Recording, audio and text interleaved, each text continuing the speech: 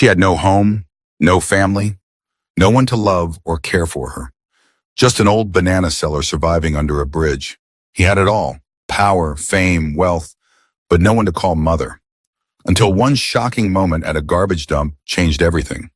What happened next will move you to tears and remind you that destiny never forgets. Before we begin, please like, comment, and subscribe for more powerful African stories full of twists, emotion, and redemption. Let's dive in. Sarah was 60, but life had aged her far beyond her years. Her back bent, her eyes sunken, her voice barely audible. She was just a shadow moving through the bustling city of Enugu. Unnoticed, uncelebrated, unloved. Every morning before the sun peeked over the rooftops, Sarah was already awake. She didn't wake in a bed. There was no mattress, no pillow, not even a mat. Just the cold, unyielding concrete beneath the bridge at mile 2. Her home. She folded the ragged wrapper she used as a blanket, brushing dust off her threadbare gown. Once white, now permanently brown with stains. Her slippers were too different colors, barely hanging on. Yet she wore them with quiet dignity. She always did. Around her, other homeless people stirred. Young men smoking early morning wraps. Girls who laughed too loud and hid too much pain. Small children begging for sachets of water. But Sarah was different. They called her Mama Bridge. Not out of affection, just recognition. She had no tribe here, no kin, no one came looking for her. "Oh, Mama no day die," one of the boys once joked. Sarah had smiled faintly, eyes focused on the rising sun. If only they knew. Once upon a time, she had held a baby boy in her arms, a child she named Agu, after strength, because he was all she had left when the world broke her. But that was a lifetime ago. Now she hawked bananas on the streets of Enugu to survive. She never begged. People often asked, "Mama, you no get pickin'. Where your husband? Now who leave you like this?" She would answer with silence. Sometimes she'd whisper, "God is enough," and walk away. Inside, she wanted to scream. That she once had a life. That she once had love. That she once had a son. But what was the point? No one cared about a story too old to trend. Sarah moved through each day like wind over broken glass. She wasn't bitter, just tired. Meanwhile, on the other side of the city, a different life unfolded. Chief Agu Okiki was on the cover of every business magazine that month. The tech giant of Nigeria. From orphan to billionaire. Africa's own Steve Jobs. At 39, Agui had built Nova Tech Systems from a tiny room in Nsukka into one of Africa's biggest tech empires. Software, AI, cybersecurity. If it ran on code, he had touched it. His mansion in Independence layout was guarded by 8 men. His fleet of cars, all custom. His assistants, 4 of them, each trained to handle crises that never even made the news. But beyond the glittering boardrooms and glowing headlines was a man still haunted by a question he could never shake. Who is my mother? Agu had grown up in All Saints Orphanage, Enugu. They told him his mother died in an accident when he was a baby. No relatives, no trace. He had tried to search before, but the trail was cold. The only name he had was Sarah Naji, written on a worn piece of cloth he was wrapped in as a baby. Every year on his birthday, he lit a candle in her memory, and every Mother's Day, he donated millions to elderly homes, built clinics for widows, and personally visited hospitals to fund women's surgeries. He once told his board members, during a live interview, "If I ever find my mother, she'll never have to lift a finger again. She'll live like royalty." Yet despite the jets, the accolades, the global awards, something was missing. In the deepest corners of his heart, he longed for something money could never buy: a mother's arms. Back under the bridge, Sarah watched a small girl dance barefoot in the dust.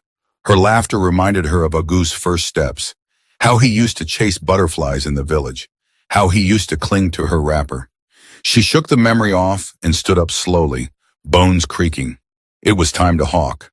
With her rusted wheelbarrow half filled with the bananas, she pushed out onto the road, merging into the noise of Enugu's rush-hour traffic.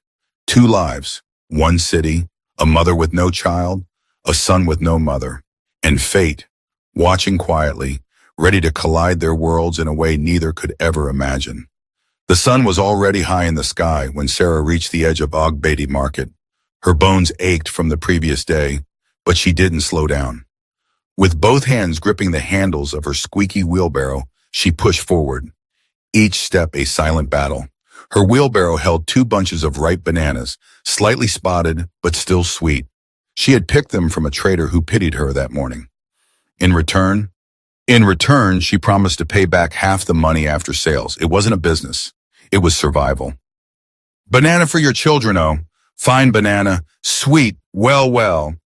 Madam, take 'em cheap. No be for money, nah for hunger. She cried out in Igbo and broken pidgin as she weaved between Okada riders, market women, and restless buyers. Many ignored her.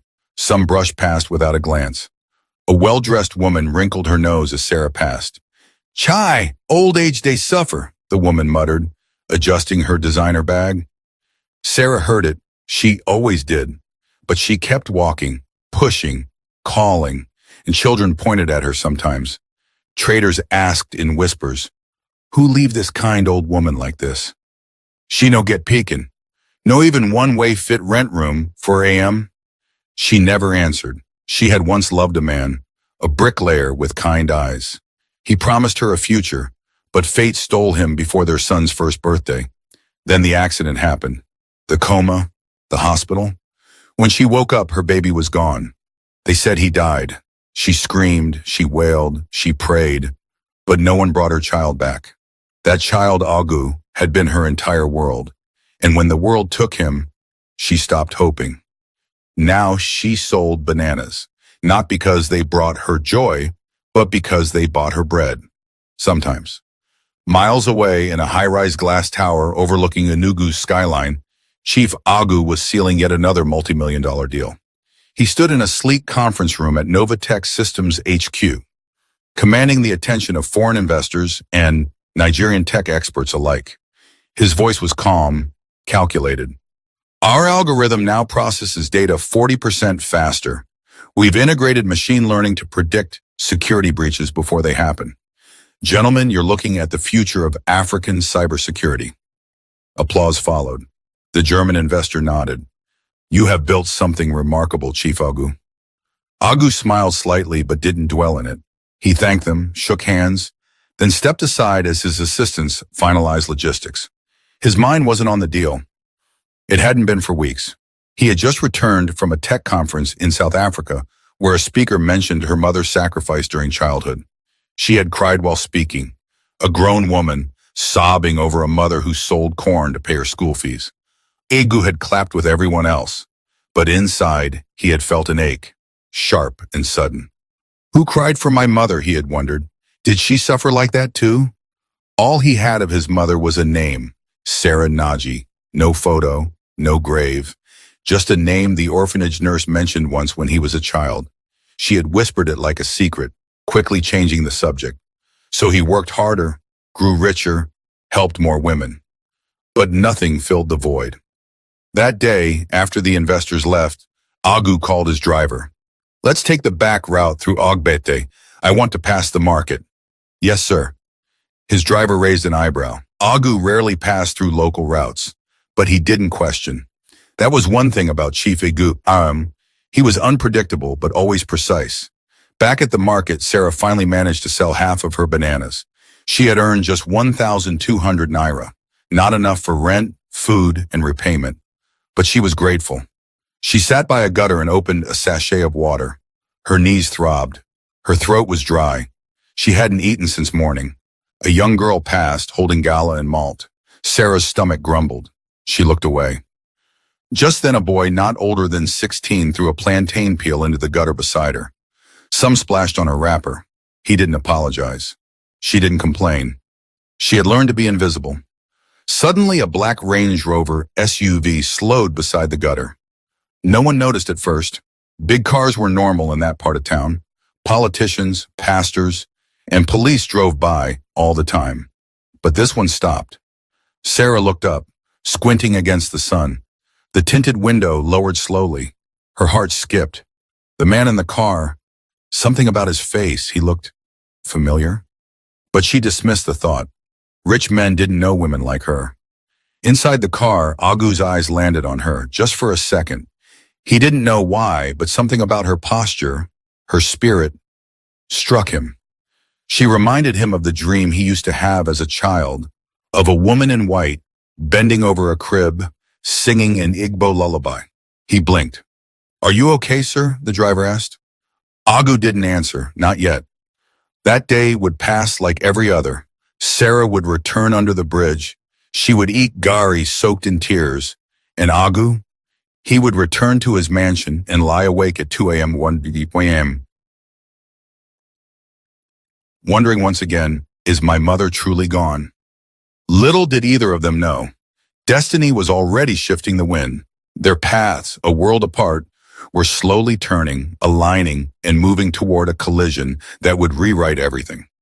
Sarah woke before dawn, but something was different. Her bones didn't just ache, they burned. A strange heat crawled through her chest and her breath came in shallow gasps. She reached for her wrapper and wiped her forehead. It was drenched in sweat. Her tongue felt like sandpaper. Her lips were cracked. Her throat dry as Harmattan wind. She tried to sit up beneath the bridge where she had slept for the past few nights, but her head spun and the world blurred for a moment. Still, she forced herself up. "I have to hawk today," she muttered. "No money, no food." She reached for her wheelbarrow. It was empty. She had sold her last banana the previous afternoon. There was nothing left. She limped toward the edge of the bridge, her joints trembling under her. The sun had not yet risen, and the streetlights flickered above like tired sentinels.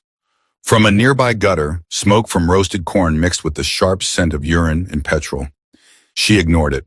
Her focus was survival. At the junction where she usually bought bananas to resell, the fruit trader, Madam Chica, noticed her wobbling in. "Mama Bridge, your eyes done red. You day okay?" Sarah tried to smile. "I be small sick. Just need small banana. I go sell and bring your money later." Madam Chica hesitated, then shook her head. "Mama, your hand they shake. You day run temperature. Go rest. No banana for you today." Sarah's lips quivered. Her legs buckled. She nearly fell. "Please," she whispered. "I never chop since yesterday." Madam Chica sighed and reached into a cooler, pulling out a sachet of water. She handed it to Sarah. "I no get banana for credit, but take this. Go buy medicine. You fit die outside." Sarah took the sachet gratefully and drank every drop. Her hands still trembled. Her vision blurred. She turned and began the slow walk toward the small chemist shop by the roadside. The pharmacy wasn't fancy, just a small wooden kiosk with faded drug posters peeling off the walls. A young man sat inside with earpiece cords dangling from his ears, scrolling through his phone. When Sarah arrived, she leaned against the wooden frame. "Doctor, I beg, I get fever. Body day hot. I no get much money." The young man looked her over and rolled his eyes. "Old woman, I no be Dr. O, just pharmacy attendant. Please, just give me anything. Small medicine. My head day turn." He pointed at a shelf. "You get how much?" Sarah brought out a small black nylon and unwrapped it slowly. Inside was a bundle of crumpled notes, the last of her savings. 900 naira. "This all I get." The boy sneered. "You dey run temperature like pepper soup, and to this kind money you bring." Still he stood and brought out 3 small packs, 2 sachets of paracetamol and a bitter herbal syrup for fever and body pain. "This one go work, but you no suppose day waka like this." Sarah nodded, barely able to speak. Her knees shook again. "Thank you. God bless you." He didn't reply. She left the shop, clutching the small nylon bag like it held treasure. But she had spent all she had, and she was still hungry. Back under the bridge, Sarah took the medicine with another sachet of water, then lay on a carton that served as her bed. She wrapped herself in her faded wrapper and prayed softly. "God, I no ask for mansion. I no ask for car. Just strength. Just one more day." She coughed, a dry, rattling sound. Her throat was sore, her eyes were heavy. As she drifted off to sleep, she dreamed of her son. In the dream, she was back in the hospital, the one where they told her he had died. She remembered screaming, the nurses holding her down, her son gone, just like that. But in the dream, she bumped him, a baby wrapped in a cloth being carried away by a woman in white. She tried to run after him, but her legs wouldn't move. She woke up gasping, her heart pounding. Agu, she whispered. My Agu. Tears slipped down her face. By late afternoon, the medicine had cooled her fever slightly, but not her hunger. Her stomach growled, twisting in pain. She had nothing left. No bananas to sell, no one to borrow from, no strength to hawk, no food to eat. That night she listened as the city buzzed around her. The laughter of young girls nearby, the roar of passing cars, the voices of boys playing loud music under the bridge. And she closed her eyes. If I die tonight, she thought, I hope someone buries me like a human being. I hope I get to see Agu just once. But fate was not yet done.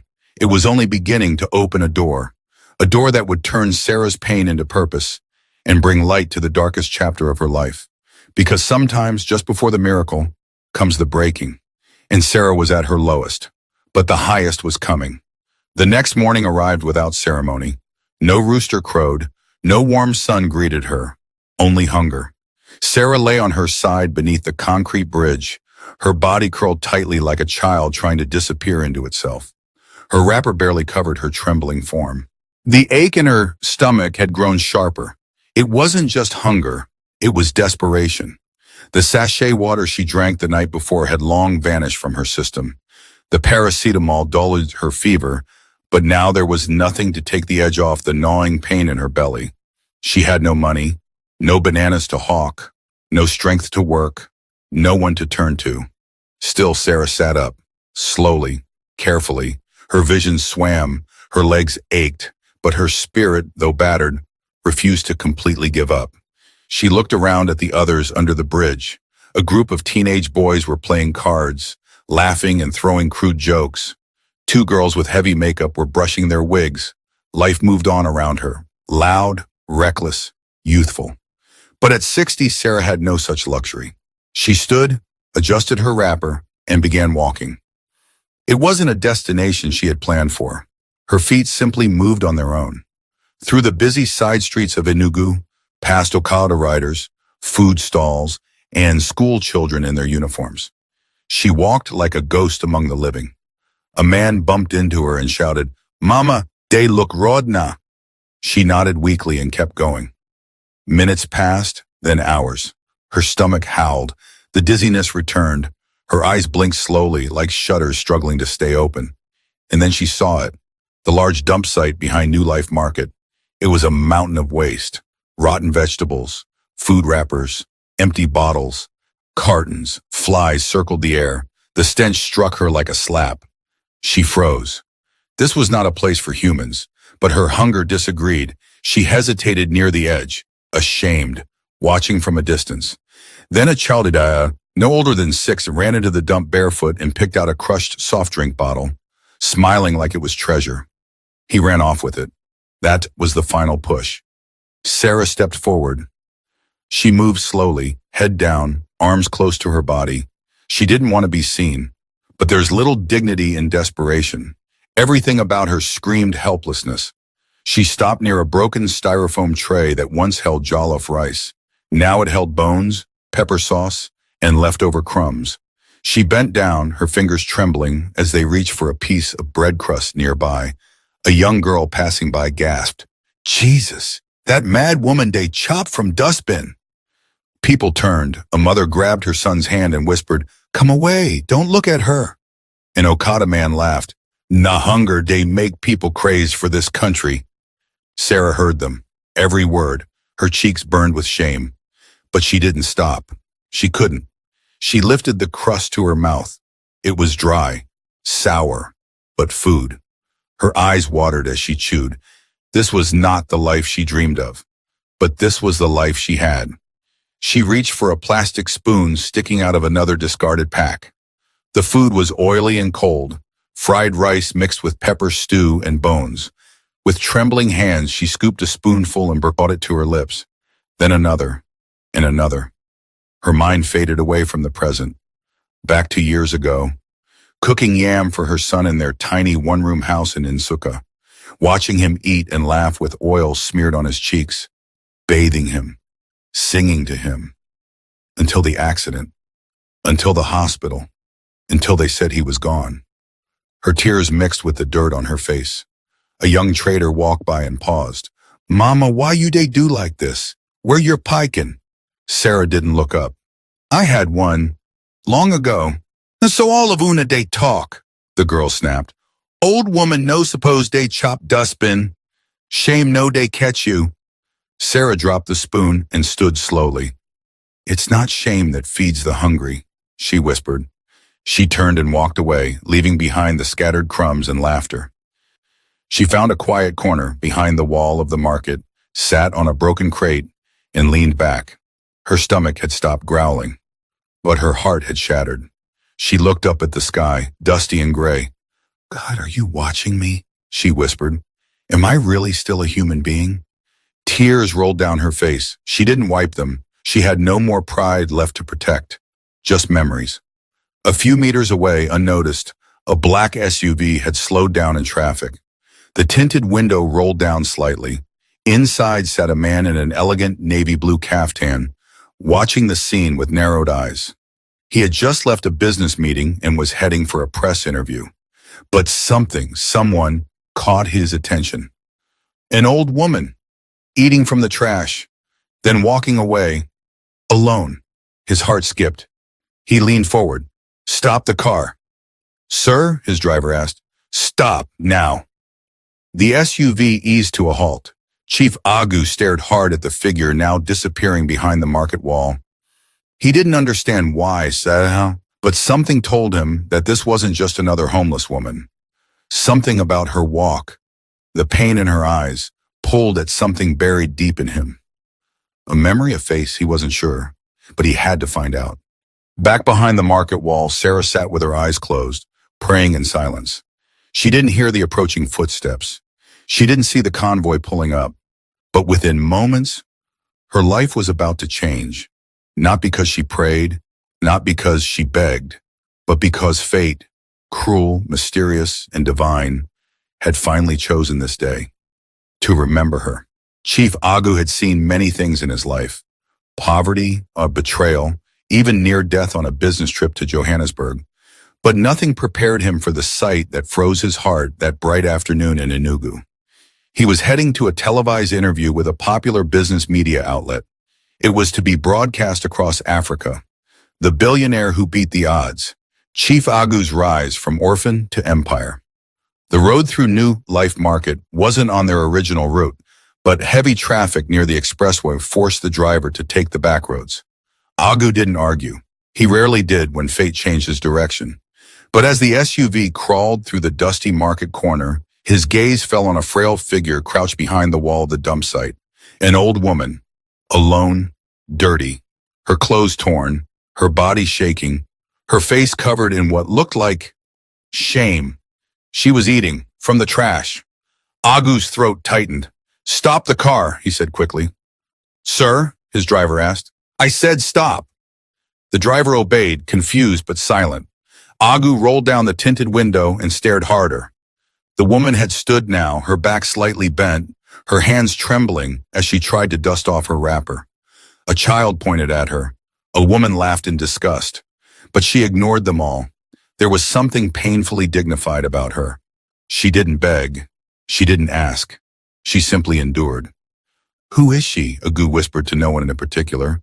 But in his heart, something strange stirred. A flicker of memory. Not from a specific time or place, but from a dream. One he used to have as a boy in the orphanage. A dream where a woman cried over a baby in a hospital, her voice calling a name in Igbo. "Agu, Aguem." He blinked and pushed the door open. The market buzzed as the billionaire stepped out. People turned immediately. His face was too familiar. He was the man on every billboard, every screen, every newspaper headline. "Not Chief Agu be that? Omo, see him suit. See what the money they do person." But Agu ignored them all. He walked toward the old woman who was now slowly trying to move away, embarrassed by the attention. Mama, he called gently. She stopped. Her shoulders stiffened, and then she turned around. Their eyes met. She looked up, shielding her eyes from the sun. He looked down, breath caught in his throat. Her face, old, wrinkled, weathered by time and life, yet something in her eyes, tired as they were, reached into him. He stepped closer. Are you okay? He asked softly. Sarah was startled. For a moment, she feared he had come to chase her away. She tried to explain. I was hungry, that's all. I didn't want to beg. I'm not mad. Her voice was dry, weak, honest. Agu knelt in front of her. Gasps rippled through the crowd. The billionaire day kneeled down. Wait, didn't day happen? Who this woman be? But Agu wasn't hearing them. Do you have family? He asked her, his voice shaking. Sarah hesitated. I had a son. Many years ago, I named him Agu, after his father died, but there was an accident. A car hit us while I was holding him. I went into coma. When I woke up, they told me he died. Agu felt the world pause. Where was this? He asked, heart racing. All Saints Hospital, she said. In Suka, I was young then. He was barely a year old. They said they took him to an orphanage. All Saints Orphanage. Agu staggered to his feet, lightheaded. That's where I grew up. Sarah stared at him now, her eyes wide, confused. What did you say? I was raised in All Saints Orphanage. My name was Agu. They told me my mother died in a car accident. The air between them thickened. The crowd went silent. Sarah dropped her bag, her legs buckled. Your name, Agu, your mother's name, Sarah? He nodded. Sarah Naji. Sarah let out a cry, not of pain, not of fear, but of something that cannot be named. The sound of a soul awakening. I am Sarah Naji. Agu stepped closer. She reached for his face with trembling hands. Let me touch you. Let me see if you're real. Her fingers brushed his cheek. A scar, she whispered. You had a scar on your chin when you fell from the table. Agu's eyes welled up. I still have it. She burst into tears. My son, my Agu, is it you? Is it truly you? Agu couldn't speak. His voice broke. He dropped to his knees again and wrapped his arms around her. Mama, I found you.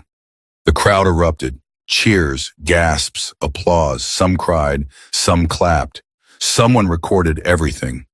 But the noise didn't matter. For Sarah and Agu, the world had disappeared. It was just mother and son. Reunited after nearly 4 decades of pain, loss, and silence. Agu didn't waste a second. He helped her into the car himself. Cancel the interview, he told his assistant. Tell the world this is more important. As the SUV sped toward his mansion, Sarah sat in awe, her eyes wide at the interior. Leather seats, cold air conditioning, bottled water. This is your car? She asked. One of many, Agu replied with a smile, but you're more valuable than all of them. At the gate of his home, security guards nearly dropped their radios when they saw him help down the frail woman. Get her the guest suite, no, the gold room, and call my doctor. Now. He turned to Sarah, holding her hand tightly. Mama, from today you'll never suffer again. Sarah looked around the massive compound, fountains, flowers, marble floors. I slept under a bridge last night, she whispered. You'll never sleep outside again, he said firmly. Later that night, after the doctor checked her vitals and confirmed she needed rest and nourishment, Agu sat beside her and held her hand. I still can't believe it, he whispered. All this time, we were so close. Sarah smiled weakly. I used to pray just to see you one more time before I die. I thought heaven forgot me. Agu looked at her with misty eyes. Heaven didn't forget. It just waited for the right moment. Then he paused. Mama, I want us to do a DNA test, just to be sure. I believe you, but I need proof for the world, for both of us. She nodded. Anything you want. I already know the truth, but I'll wait for the proof with you. He squeezed her hand. Rest now. Tomorrow begins a new life. And as Sarah closed her eyes that night in a warm, clean bed, beneath a roof made of marble and love, she whispered, "Thank you, God. You remembered me after all." Sarah stood by the window of the guest suite, watching the morning sun spill golden light across Chief Agu's manicured garden. It felt like a dream. The rose bushes, the marble floor, the scent of fresh air. For years she had lived under bridges, hawking bananas just to survive. Now she woke up with silk sheets, hot tea, and a son beside her. A son. She still couldn't say it out loud without her chest tightening. "Mama," Agu's voice called gently as he stepped into the room. "You slept well?" She turned, smiling. "Like a queen," she said softly. "Like someone God remembered after everyone else forgot." He smiled and walked over to sit beside her. "Mama, I've made arrangements for a DNA test. It's not because I doubt you. I believe you with all my heart. But the world may ask questions. I want the truth to be written down. For you, for me, for history." Sarah nodded. She understood. "Do whatever you must. I'm not afraid. I carried you in my womb. No test can change that." Later that afternoon, Agu's private physician arrived at the mansion, accompanied by 2 lab technicians. The drawing room was transformed into a quiet testing space. The team spoke respectfully, almost reverently, as though they too knew something sacred was taking place. Swabs were taken from both mother and son, inside the cheeks, a few drops of blood, and sealed in sterilized containers. "Results in 72 hours, the doctor promised. As they left, Sarah exhaled deeply. 3 days, she said almost to herself. After waiting 39 years, what's 3 more days? Agu squeezed her hand. "I'll wait with you." Those 3 days were the most peaceful Sarah had ever known. Every morning, Agu took breakfast with her under the shade of the bougainvillea in the courtyard. She told him stories of his father, a soft-spoken bricklayer with dreams too big for his humble hands. "He used to hum while working," she recalled. "He'd hold you up and say, 'This one, he go change the world.' And look at you now." Agu was quiet for a while before whispering, "I wish he could see me today." "He does," she replied, "from heaven." Each night they sat in the cinema room watching old Nollywood films. She would laugh at dramatic scenes and he would laugh at her laughter. She wore gowns he bought her, ate meals she could barely pronounce, and slept like royalty. But at dawn she still woke up weeping softly into her pillow. Years of pain don't vanish overnight. On the 3rd evening, as the sky turned purple with sunset, Agu's assistant walked into the living room with an envelope. "Sir, the test results." Silence fell. Agu's hands trembled slightly as he opened it. Sarah sat calmly, eyes closed, whispering a prayer beneath her breath. Then Agu gasped. He looked up at her, tears in his eyes. "It's you." He handed her the paper. "DNA match, 99.998% probability of maternity." Sarah smiled, eyes glistening. "I told you, a mother always knows." He dropped to his knees before her, overwhelmed. "Forgive me for all the birthdays you spent alone." She touched his face gently. "You have nothing to apologize for. You survived. You became great. That's enough for me." "It's not enough for me," he said. "The world will know you. The world will honor you." That night, Agu took a photo of them together, his arm around her, both smiling. He posted it online with a simple caption, "Found her, my mother, my miracle, my queen." The post went viral. Within hours, headlines across Nigeria screamed, "Tech billionaire chief Agu reunites with mother after 39 years. She was eating from trash. Now she's the mother of a billionaire." Orphans no more. Agu's emotional journey comes full circle. But for Sarah, none of that mattered. What mattered was the warmth of her son's hand in hers, and the truth, no longer hidden, finally setting both of them free. A week after the DNA test confirmed the truth, Chief Agu made an announcement that sent shockwaves across the country. "We are hosting a special celebration, not for business, not for politics, but to honor the woman who gave me life, lost me, and found me again. My mother, Sarah Naji." He booked the Grand Hall at Enugu International Conference Center, the same hall where presidents had spoken and world leaders had gathered. But this time, it wasn't for a global summit. It was for Mama Bridge. News stations buzzed with excitement. Who is Sarah Naji? From trash heap to throne. Chief Agu's mother to be honored in historic ceremony. Luxury buses were sent to pick up the elderly from every corner of Enugu. Widows, orphans, street hawkers. Anyone who had lived the life Sarah once lived. Agu didn't want only dignitaries in attendance. He wanted the people who understood her pain to witness her joy. On the day of the event, Sarah stood before a mirror in her dressing room. A soft blue lace gown hugged her frail figure. Her hair, once matted and unkempt, was now curled and styled like royalty. Gold earrings dangled gently from her ears, and a coral necklace rested on her chest. She turned to Agu. "Is this really me?" she asked, voice trembling. Agu nodded, eyes misty. "This is the version of you the world should have always seen. A queen, just hidden for a while." He extended his arm. "Shall we, Mama?" The moment they entered the hall, the crowd erupted in applause.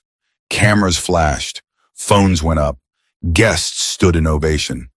Agu walked slowly, proudly, with Sarah beside him. His hand in hers, not as a billionaire, but as a son. The hall was decorated with giant portraits of Sarah, one of her smiling in her new dress, and beside it, a digitally restored image of her as a young woman holding baby Agu. Soft music played in the background, blending with the emotion filling the room. On stage, Agu stepped up to the microphone. The crowd quieted. He took a deep breath. "For years, the world knew me as an orphan, a boy who built a tech empire with no roots, no past. But today, I stand before you as a man made whole." He turned to Sarah, who sat regally on a special chair adorned with golden fabrics. "This woman, my mother, was found eating from a trash heap, yet carried herself with dignity. She endured hunger, shame, and decades of loneliness, but she never gave up. And now I present her to you not as a beggar, not as a forgotten soul, but as the woman who gave birth to me, raised me in spirit, and loved me even when the world told her I was gone." The hall erupted in cheers. From today, she will want for nothing. Her name will be honored in my company, in my foundation, and in my life forever. Ladies and gentlemen, meet Sarah Naji, the Queen Mother of Nova Tech.